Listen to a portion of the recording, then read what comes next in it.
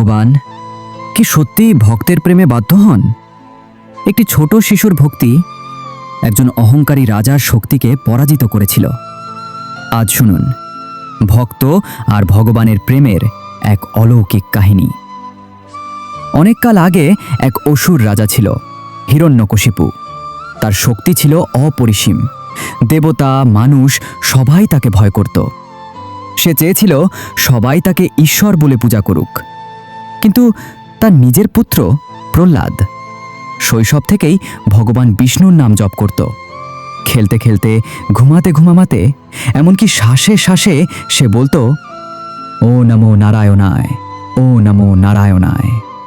তার শিক্ষক তাকে রাজনীতি শেখাতে চাইতো, কিন্তু প্রহ্লাদ অন্য শিশুদের বলতো, বন্ধুরা, জীবন ক্ষণস্থায়ী, শৈশব থেকেই ভগবানের নাম স্মরণ করো।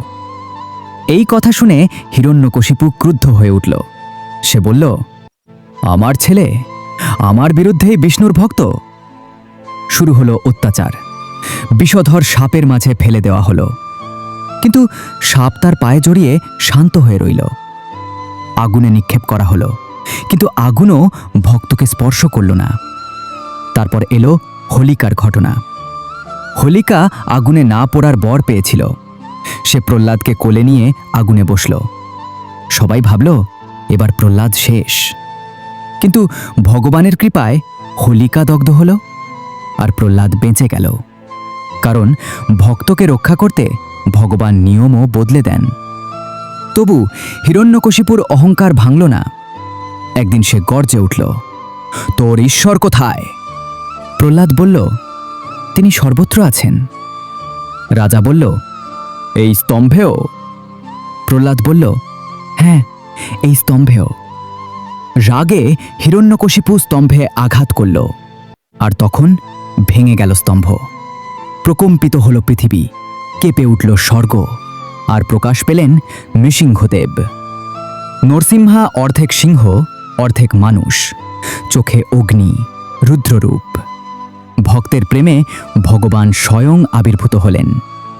সন্ধ্যাবেলায় দরজার চৌকাঠে, না ভিতরে না বাইরে, না মানুষ না পশু না অস্ত্র, নিজ নখর দিয়ে নৃসিংহদেব ধ্বংস করলেন হিরণ্যকশিপুর অহংকার। যে রাজা ভাবত সে ঈশ্বর, সেই রাজা এক মুহূর্তে ধূলিসাৎ। কারণ অহংকারের পতন নিশ্চিত।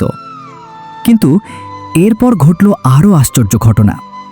যে ভগবান ক্রোধে প্রলয় তুললেন, সেই ভগবান প্রহ্লাদকে দেখে শান্ত হয়ে গেলেন। প্রহ্লাদ এসে প্রণাম করল। নৃসিংহদেব তাকে কোলে তুলে নিলেন। একদিকে রুদ্র, অন্যদিকে ভক্তের জন্য স্নেহ। এটাই ভক্ত আর ভগবানের প্রেম। প্রহ্লাদ কিছুই চাইল না, না ধন, না রাজ্য, না স্বর্গ। সে শুধু বলল, প্রভু, আমার হৃদয়ে চিরকাল আপনার ভক্তি থাকুক। ভাবুন, এ কেমন প্রেম যেখানে চাওয়া নেই, শুধু সমর্পণ। এই কারণেই ভগবান ভক্তের প্রেমে বাধ্য হন। শাস্ত্রে বলা হয়, যদি ভক্ত এক পায়ে গিয়ে যায়, ভগবান 10 পায়ে গিয়ে আসেন। আজও যদি কেউ প্রহ্লাদের মতো বিশ্বাস নিয়ে ডাকে নারায়ণ নারায়ণ, তবে ভগবান আজও সাড়া দেন। দুঃখে, বিপদে, অন্ধকারে তিনি রক্ষা করেন। কারণ ভক্ত কখনো একা নয়। এই কাহিনী আমাদের 3টি শিক্ষা দেয়।